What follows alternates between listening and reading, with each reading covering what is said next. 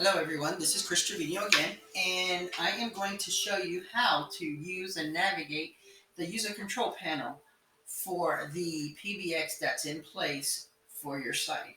Uh, there's a lot of bells and whistles that you can utilize, and it makes things a lot easier when you can access voicemail, um, using your computer versus the phone. It's some, to me it's just a lot easier to manage and play and delete and change, and all that other good stuff. So let's get started. The very first thing you're going to need is the address, and this is provided by us. So if the user control panel has been set up, we would provide you an address like this, and then we're going to go in using the account that's created.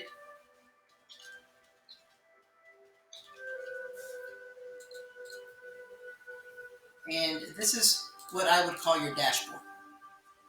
So this has already been set up, but you will have a small process to go through. They call it a tour if it's your first time, and so you won't see anything here. So what you would see is a blank slate, and once you've gone through the little tour, it takes about a minute or so. The very first thing you want to do is add a dashboard. And these are just tabs that you can go to and store information, the little applets. I'm just going to call this the main dashboard.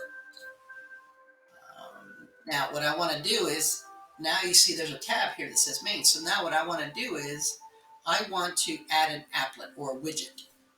And the one that I want to add are the voicemail ones. Just add this one. And these options will be presented based on your user rights. In this case, this is the site manager, so she has access to all of the voicemails. We'll just go ahead.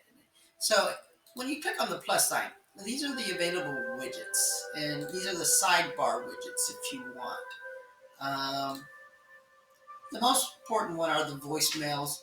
Um, you can add your call history, call waiting, do not disturb. All of these are widgets that you can add, and to make things organized, this is where you would add your different tabs, and you would just drop your widgets over.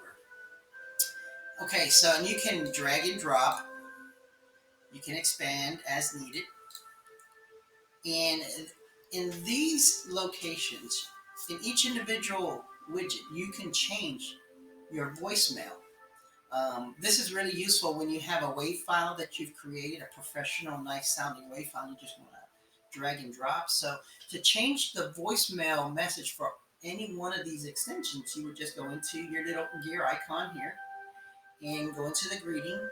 And right here is where you would just drag and drop your new file. You can also create your voicemail message over the phone like you would a mobile phone. But if you have a professional one that's been created for you, this is where you can just drag and drop. It makes it so easy. Your voicemail settings are here. Right here is where you can set, if this option is allowed, your email address where your voicemails will be delivered to.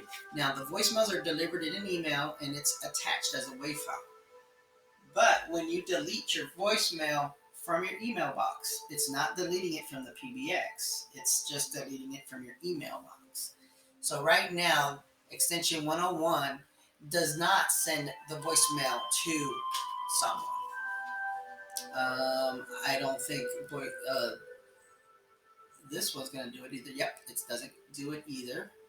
Um, However, this is the manager's voicemail, so it will be sending it, and it's sending it to me. And what we want to do is we want to change that so that it actually goes to the manager. And right here is where you would just update the email address, and you would tick uh, all of these options. Now, what you don't want to do is delete voicemail, because if you delete voicemail, now that will delete it from the PBX once it's emailed. So you got to make sure that if that is not option is not checked, here you go in and you can just delete as needed. For instance, this is a 30-second one, so I don't think anybody left any message. So I would just tick it and delete. Click accept. And that's how you check and use the user control panel.